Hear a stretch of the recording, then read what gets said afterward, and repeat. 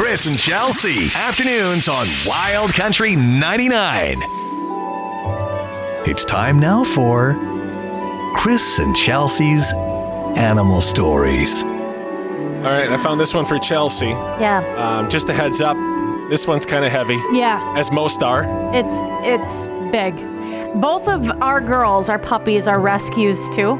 Yeah. Because of similar situations to this. Right. So I'm already starting to cry. All right. It has to do with puppies. In Texas, someone opened a plastic storage bin and found 9 newborn puppies inside. 9 newborns in a plastic store. You get it like... Yeah. Okay. Yeah. And they weren't weeks old, not even close. We're talking brand new. Their eyes were barely open and their bodies were still learning how to exist.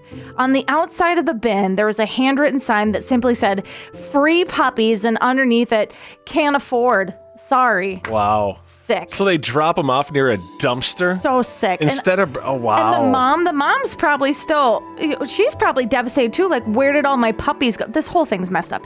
So that was it. There's no mom.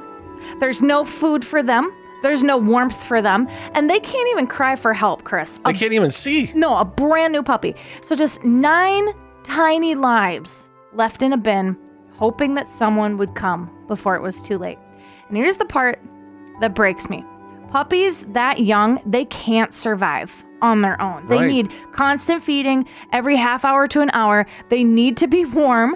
They need care every couple hours, snuggled and touched. Without it, they don't make it. Right. So thankfully, and this is the miracle part, someone did come and they did open that bin. How many times do you drive past bins and you're like, "No, I'm not gonna check that. Well, I'm not gonna check that." You never know what's in it. Ugh.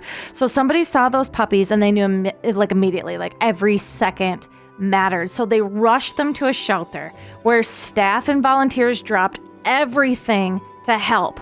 Around the clock care, little bottle feeding, warming them, watching them breathe, fighting for every single one. And today, all 9 puppies are alive and safe and warm and loved.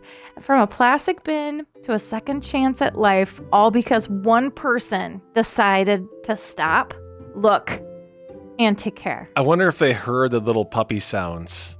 No, they're too little to even make that much of it. Like, their whimpers are probably just quiet. Why would somebody go look in a bin, though? That's just, wow, right place. There was a sign on it. Right place at the right time. And who? I don't like to pass judgment. This is a happy segment, by the way. We can judge. People who do this, it's not okay. This is not the right thing to do. Them putting a sign on it, it could have been a lot worse if they didn't put a sign. The puppies wouldn't be around here, obviously. Or better yet, maybe people don't know where they can take them, or if they're going to get arrested, or they think they're going to get judged if they drop them off at, like, a Humane Society. Well, with Daisy Pikush, my almost 15-year-old, their house went into foreclosure, and they just left their dogs in the backyard. And if it wasn't for a neighbor who looked over and saw them, they wouldn't have made it. Right. They wouldn't have made it at all. And that's how I got my little baby. And that was 14 years and 9 months ago. So how did you know she was the one? I just saw her face. She curled up on my foot, and I said, "You're coming with me now." And I promised, I made a vow from the day that I took her home that she would never ever feel abandoned and not loved ever again. And she was just a little baby Pikush. Teeny tiny. I smuggled her into Walmart to get her first leash and collar. I still have those things, and I just love her. So just do the right thing. I love it. That's Animal Stories with Chris and Chelsea. So happy National Spouse Day there, spouse. Oh, thank you, husband. I didn't even know. Well, now you know. And instead of talking about love and how everybody's in love and we love their spouses and all this good stuff, we decided to turn it the other way. Actually, I decided. You weren't even part of this. Oh, I'm just along for the ride. I want to ask the question, what's the most annoying thing that your spouse does? There's probably a bunch, because that's, honestly, we love our spouses, obviously. So much. There are quirky things they do where like, why am I with this person? Mm-hmm. And it happens. So we decided to hit the streets earlier today and just ask the general public, what's the most annoying thing that your spouse does? And here's what we got. End every word with Like, oh my God, I'm so hungry. Those aren't words. Like, why do you want to sit in front of the TV and watch sports game? I don't know. Kind of boring. Screenshotting everything I say. It's between me and you. It's not for the world. He starts talking about his ex. Like, why are you doing that? Like, why would I care about that? Like, I don't care. Glued her eyelashes back under her eyes with my toothpaste. He wants to be best friends with all of my best friends. Too loud. Chips, go eat them in another room. When she's like, oh my God, I'm so ugly, or I'm so fat, or it's like, no, you're not. Like, I'm here, babe. You won. I suggest being silent. Ask questions. Ask questions. Oh my God. I'm shocked that snoring wasn't on the list. What is snoring? I do have one, though. What? I do have one that was driving me nuts. So we watched Dirty Dancing together, which I was so excited. You put it on. This is something I do? You selected it. Yes. I thought I was perfect. Oh, you're so close, babe. Oh, but okay. it just wouldn't be good if you were perfect. And you were just talking the whole movie. And I said, you're going to need to close your mouth. We need it. Because this is a pivotal moment where he was about to say, nobody puts baby in a corner. And I needed you to be quiet during that final dance scene. And you were. So thank you. So the fact that you made me watch Dirty Dancing. I didn't make you.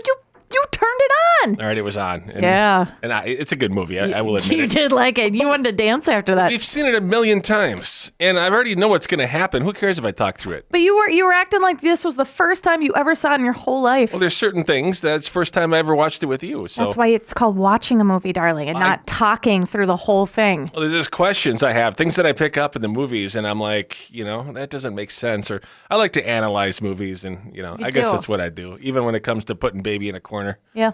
And the dad. And You were so confused. There's things I picked up. You're like, who got her pregnant? Was it that one? Was it that one? Was it that one? Was it that one? Who's that? I'm like, that's baby. No, it's not. Yes, her hair is pinned up. You were so confused. It was like you've never seen a movie before in your life. Well, there was the things that I picked up this time. I guess I never watched it that way. You have to watch it with a chick to get the full whatever. I don't even know. At least you were quiet through the whole dance, the final dance scene. Yeah. That's all I could ask for. Well, Patrick Swayze's a legend, I know. Gosh, miss him every single day. Me too. Anyway, this break wasn't supposed to be talking about Happy Dirty Dancing. Happy National Spouse Happy Day. Spouse Day, everybody. Aw. So this is not the first time I've seen this happen. There's a father who is defending his son. His son is apparently getting bullied. So the son wanted to get back at the bully, obviously. And Yeah. he's not going to fight him because the bully's probably bigger than he is. Oh, it's tough with bullies, man. Most of the time it happens. He mentioned it to the school. School did nothing, which I don't like. Could they do anything? I don't know. That's a good question. Okay. But just turning your head, that's not the right way to do it. That's not okay either. either. Like it should. I can't tell you how many times I've been pulled in the principal's office just to have conversations. So the son got back at the bully by putting something in his cupcake, and then the bully ate it, obviously. And that's where the story starts. Here's the dad. I saw this video. Let me know if you agree with the dad and what he did here. We just got back from my son's school because the school suspended my son for 3 days because he put laxatives into a cupcake that a bully stole from him. This bully would constantly shove my kid around and steal his lunch because, quote, he is too fat to enjoy such meals as we send him to school with. So my son decided to outsmart his bully and put laxatives into a cupcake that he knew the bully would steal from him. The bully once again stole my kid's lunch, including the cupcake, and the laxatives took an almost immediate effect. My wife and I went to the school in order to defend our son, and wouldn't you know it, the bully and his parents were also there. They wanted my son to face harsher punishment, not just suspension, but expelled from the school. The bully's parents got to speak first, and they got to say their piece, including bringing up the school's zero tolerance for fighting, even when it's retaliation, and that my son should be facing harsher punishment because, quote, my son poisoned their son. So the question, poison is a strong word there. I mean, laxative, that's no joke. You can't do something that to somebody else without them knowing. Yeah. I mean, yeah, it's not poison. It's it's not like it's. Why are we still taking people's lunches? This has been happening Seriously? forever. Come on. I've said this before. I've had bullies back in the day. But at the same time, is he really going to make cupcakes himself and put these laxative in himself? It sounds like the dad or mom fully helped him out and encouraged this. Is that right? I don't know. It's not okay. I do not like bullying. I hate bullies. They drive me nuts. I would have Gosh, I think I would have cooked it so tough that the kid would have broke his teeth, like biting into it. That's what I would have done. But then again, you're causing physical harm and physical damage. Sometimes you got to do what you got to do, Chris. You know? No, I'm kidding. I don't condone violence. So what happened after that? There's part 2 of this video. The dad sits down in the office with the bully's parents, and the school members. Yeah. You've got to hear this. Part 2, we'll play it for you coming up next with Chris and Chelsea. All right, part 2 of this father defending his son after his son put laxatives in a cupcake that his bully stole. Gosh, it sounds like something out of a Roald Dahl book. You know? It kind of does. Yeah. You know, but if the school's not doing anything about it, is this the right way to do it? Probably not. Is that going to stop your bully? I feel like this is just going to be a snowball effect. So the school calls the bully and the bully's parents, gets them in the office, and then calls this father and his son in to come into the same room. They're all together in a room. Yeah, have a little chit chat. Here's the conversation that transpired, according to the dad. I started it off with, let's talk about intent. It was not my son's intent to be bullied. It was not my son's intent to have his lunch stolen almost every single day. It was my son's intent, however, to go to school like a normal kid and be left alone. It was my son's intent to stop the bullying without resorting to physical violence. My son reported instances with this child multiple times, and the school did nothing about it, so he had to take it into his own hands. And he did so quite beautifully. My son is no longer fearful of this bully. My son has suffered not only physical pain, but psychological pain from this bully for weeks. And to suggest that my son should be expelled for cleaning out the colon of this bully is absolutely ridiculous, along with him even facing suspension. So, everybody's got a take on this. Did he do the right thing? Yes or no? I'm just trying to think that if we were to pull that at work, how do you think that would play out? They try to teach you as adults. They try to teach you to take the higher road. Why didn't he put a piece of broccoli in the center of the cupcake? I would have gone that route. Or a carrot. I would have shoved a carrot. So when the bully took a bite into it, there's a raw vegetable in the middle of the lunch. It's better than wacky tobacco brownies, right? Oh gosh, that would be even worse. Right. That could be constituted as poisoning the kid. And as much as I hate to say, yeah, every kid does have a right to go to school and just their days are going to be great. But let's be honest, the kids are getting much more than just education at school. They're learning how to get along with all these different kinds of kids, and there's always going to be bullying. There's always going to be conflict. That's just how it is when you have one or more people in the room together. So it's how you deal with those situations. That's what you're learning. It doesn't just happen at a young age at school. No. It happens in the workplace as you get older. I've worked with some doozies in my day. Yeah, so we still do, and it even happens in the nursing home. I'm just saying, where there's one or more people, there's going to be some kind of conflict. And it's even worse now with the cyberbullying, where back when I was getting bullied in 6th, 7th, 8th grade, it was there was only one kind. Yeah. It was in-person bullying. Yep. It was the psychological. It was the physical. That's rough. Now I just couldn't imagine what some of these kids are going through now. So it's you get so frustrated, nobody's doing anything about it. Well, I'm going to do something about it. Yeah. I still think the broccoli would have been funnier than laxative. At least the bully's got a clean system now, so I guess you should be thanking him. You should be thanking him. Another day, another dilemma. I love Dear Chris and Chelsea. It's now time for Dear Chris and Chelsea. Dear Chris and Chelsea is my favorite. So we got Clarissa on the phone. She's having a little issue she needs help with. She doesn't really know what to do. It has to do with her dad, who is now back on I guess you can say, the dating scene. Whoa, okay. So Clarissa, welcome to Dear Chris and Chelsea. We're going to try to help you out, and sounds like you need the advice, huh? I absolutely do need some advice.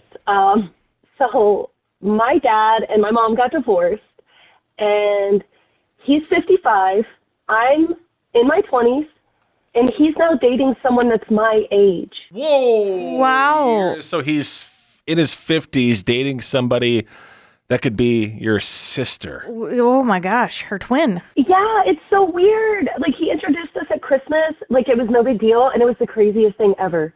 I mean, he just dropped this on us, and I don't know if it's a bad idea to tell him how I feel about this, like, should I tell him that his lifestyle and this young girl he's dating is weird and like disruptive to our family life, or should I just keep quiet? I mean, I don't know. Well, the one thing we do know is, that's kind of awkward, Yeah, it is awkward. And Chris and I, we've kind of been through this when you're a blended family and your spouse finds somebody new and when you introduce them to the kids. But this is quite an age difference. But at the same time, you want your dad to be happy, right? Yeah, and I want him to. This is just weird. Well, Clarissa, it's going to be weird. I mean, it's just the way these things are, and we've seen this happen before. We've actually done topics on this and had people call in. What's the biggest age gap that you know?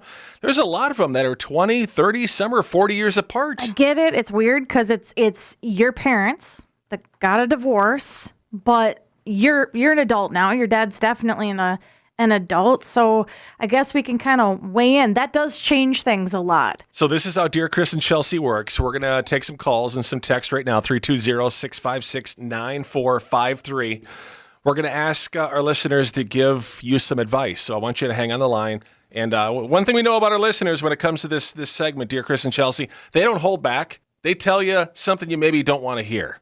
Does that sound good? Thank you. All right, hang the line. We'll take your calls and texts coming up next with Dear Chris and Chelsea. Back with Dear Chris and Chelsea, we just spoke with Clarissa. Clarissa needs some advice, some help. She doesn't know what to do. Her dad is back on the dating scene now, and he's apparently dating somebody who's her age, which is weird, right? And as shocking as that is, here's the tricky part, Chris. They're all adults now, including the children. They're totally grown. So as trippy as I would be feeling, if my dad were to do this or my mom were to do this, how much say can you have? Right. It's the way Dear Chris and Chelsea works. We're going to take your calls and texts right now. Clarissa's going to listen to all of them, and hopefully we're able to help her out in some way, shape, or form. 320-656-9453. Jeff, you're up first. What do you think? I think she should just keep quiet, mind her own business, because, that's going to be a lot of taking care of that she's not going to have to do in the future. So, Jeff, what you're saying is she could be his caretaker down the road as he gets older? Exactly. Yeah, I guess I really didn't think about it like that. That's kind of gross in a way, right? Courtney, you're up next. What do you think? I think she needs to speak up and talk to her dad about it, because that's just crazy. That could be her sister, it's just, there's something wrong there if her dad's dating somebody that's just her age. Yeah, I get where you're coming from. In my family, we're much more direct too. We don't like things building and building and building and then blow up later. Yeah, you don't want that to fester and boil over. It just wouldn't be good. I think in any case, when you have these types of feelings, it's always good to talk about that. We have a lot of texts coming through with people like, hey, if you have that good of a relationship with your mom, with your dad, that you should bring it up and maybe talk about it. Let them know how you feel. Yeah, there's very few people that are actually saying don't say anything at if you let your dad know, he's going to take it or leave it. He's probably not going to break up with her just because you don't want him to be with her, but at least he's going to know. Where I would draw the line, Chris, is if he's insisting on calling her mom. That would be weird. Anthony, welcome to Dear Chris and Chelsea. What are your thoughts? I think she should tell her dad how she feels. Now, at the same time, there's nothing she can really do about it. If that's something her dad wants to do, then I guess that's on him. But no, if it's something that bothers her, she should at least let him know, because if she doesn't say anything, if this is something that goes on for a while, the worse she's just going to feel about it if she doesn't bring it up. That's what a lot of people are saying via text right now. Even you're saying that, Chelsea. Just bring it up, say something, and then leave it at that. Right. And I would advise to be respectful when you do bring it up. We can't exactly tell our parents who they can see, what they can do. Plus, coming off a divorce, that already hurts a lot too. Maybe she's really great, and maybe you can pretend like it's having another sister. Maybe she feeds the homeless and brings blankets to cold people, and I don't know. Yeah, maybe she's absolutely incredible. I just say, just go slow, and definitely if you're having these feelings, it's always good to talk about them with your dad. All right, we're going to get Clarissa back on the phone coming up next. We're going to find out what she thinks about all the feedback and input. Plus, we'll read some more of your texts. If you have something you want to chime in on, let us know. 320-656-9453 with Dear Chris and Chelsea. Wrapping up Dear Chris and Chelsea. A lot of people are chiming in on this one today. Clarissa's dad is dating somebody basically her age. Her exact age. And she is in her 20s. Her dad's in his 50s. It's tough. Molly just texted in, this is giving a lot of the ick factor, especially since Clarissa is saying that it's impacting their relationship. She says it's so weird. You have the peer problem. You see this person as a peer because they're the same age, but your father sees them as a partner. That would feel really bizarre to me, too. And plus, they're still grieving the divorce. Taylor just texts in, your dad, this might be a midlife rebound, an ego boost. After a divorce, many people seek validation, so dating someone younger can make them feel rejuvenated or desired after a painful split. I know that can feel weird to see your parents as people, too, other than parents. I mean, would it be okay if mom was out there dating somebody just as young? Would it be as weird, or is it just because dad's doing it? There's so many movies about this, and then it was funny because our first caller was talking about that caregiver role. When my grandpa remarried for the 5th time, he actually did marry a nurse, and she did take care of him until his final days. So that was kind of nice. I think she had some ulterior motives too. That was a little cringy, but it is tough. A lot of people are texting in, Chris, that this is the new reality. Your parents are divorced. Mm-hmm. The likelihood of them getting back together is none, and you can't really control who they date. But there are people, Mike just texts in, if you're having issues, just go talk to your dad. Just let him know how you're feeling. If I were her dad, I just want to be happy. Whoever that's with, if my daughter would come to me and be like, oh, we don't like her because she's our age. I'm trying to think how I'd respond to that. It would be tough if I was put in that situation. Yeah. I wouldn't take it very well, probably. And I've been a stepmom now, and it's hard because you don't ever, well, at least for me, I don't ever want to take the place of the mom. I don't, but I do deserve to be happy too, and falling in love with a dad. It has its own things, but dad deserves to be happy. But the part that gives me pause, Chris, is that Clarissa was saying that this was impacting her relationship with her dad. And that hurts my heart. So I feel like being a dad comes first. I think most people agree. We saw from a lot of the texts, people are saying, have a conversation with your dad. At least let him know and do it in a respectful way. But be prepared that it might not change anything. So Clarissa, you going to say something to him? Yeah. I mean, I think I have to say something at this point because it's so disruptive and creepy to me. Like, it's ruining my relationship with my dad to see him with this young girl. Yeah, I get it, honey. But, she's not a girl. She's the same age as you, and you guys are adults. And I know it's uncomfortable and it's awkward.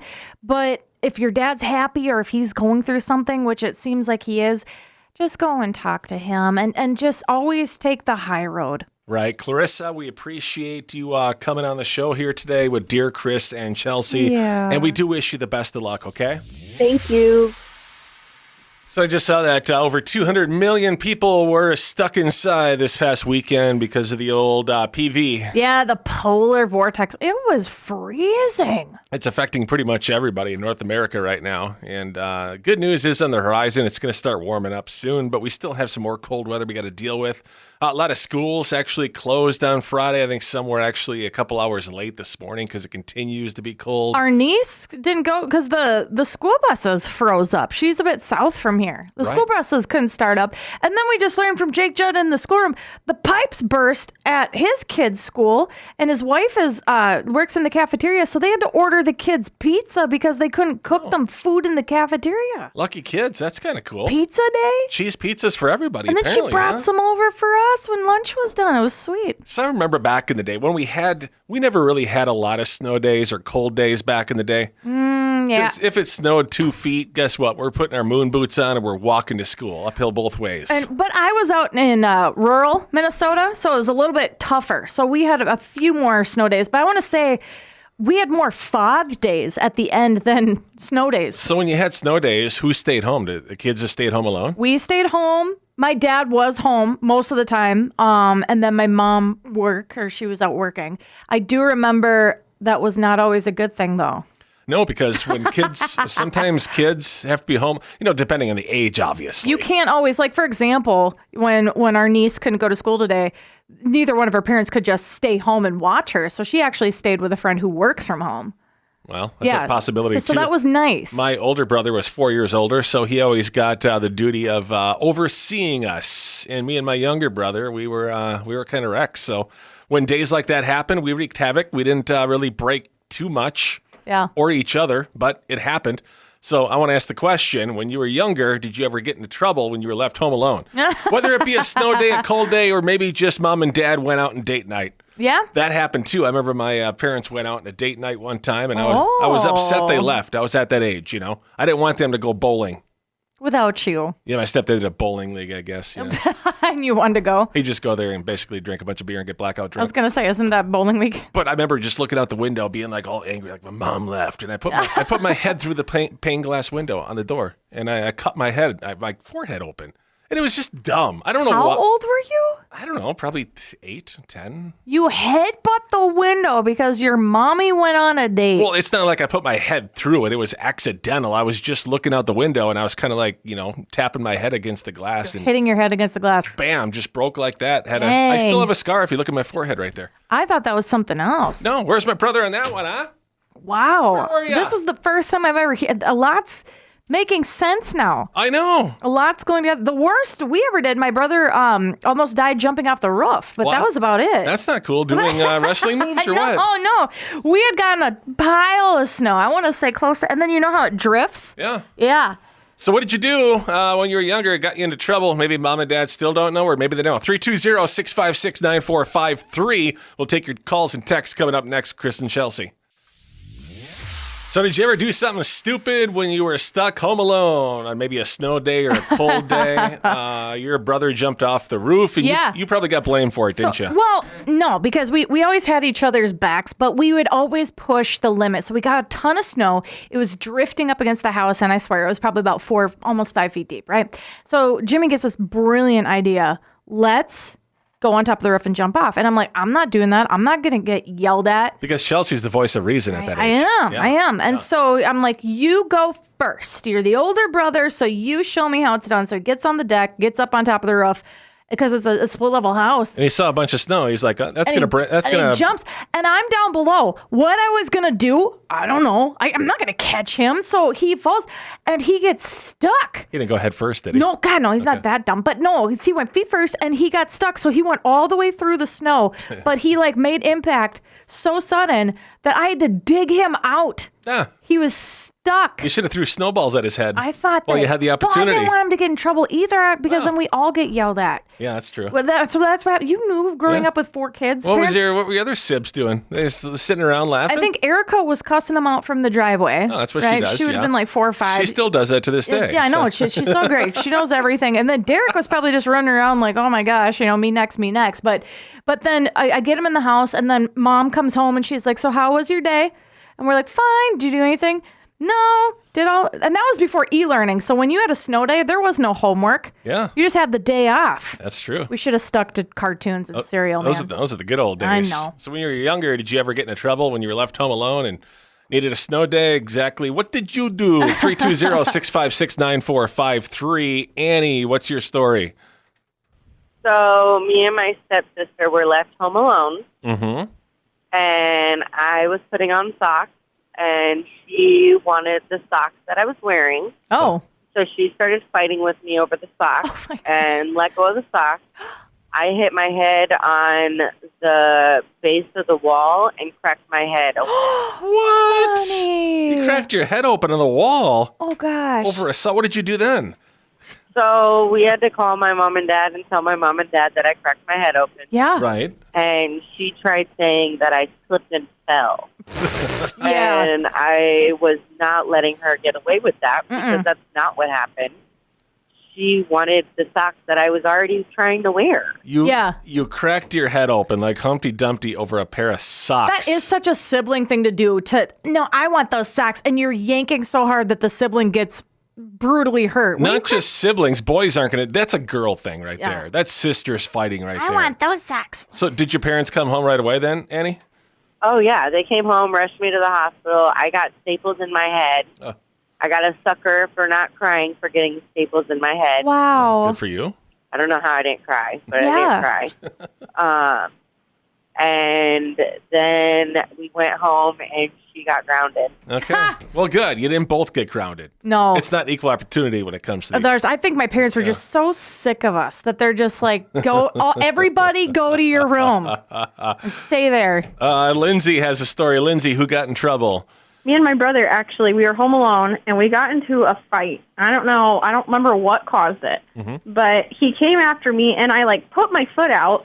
Well, he was, I was sitting on the couch, and when I put my foot out, it, hit him in the neck.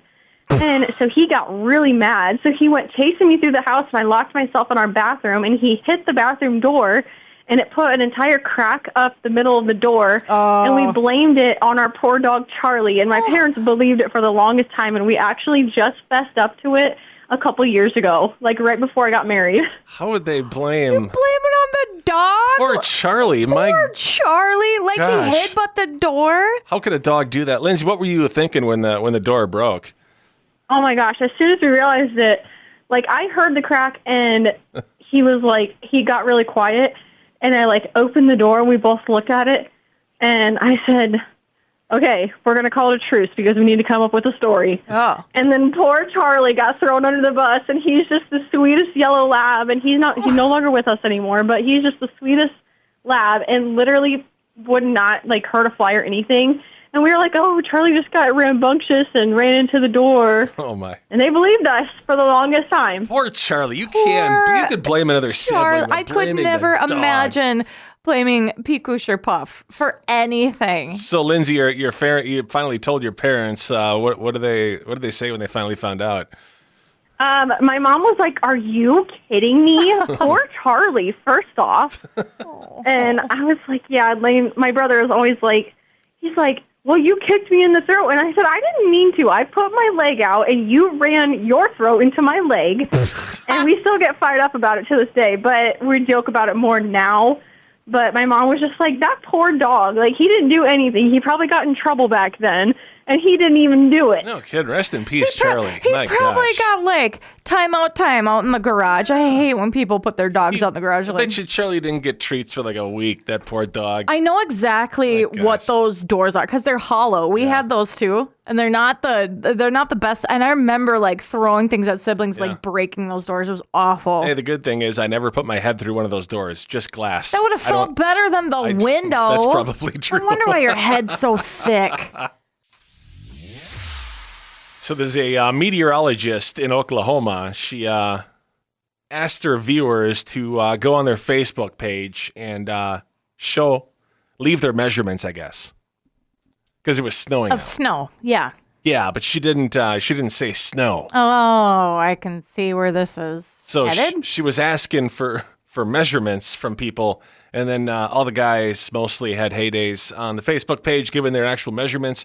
Whether it be their height, weight, inseam, whatnot. Women were doing that. Yeah. Some guys were taking it a little bit too far by giving the inches, not in snow.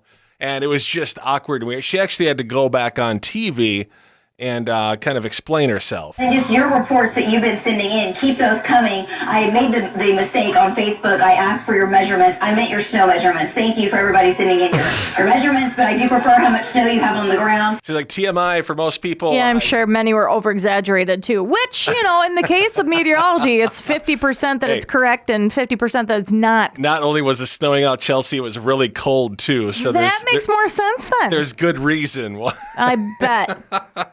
Chris and Chelsea, afternoons on Wild Country 99.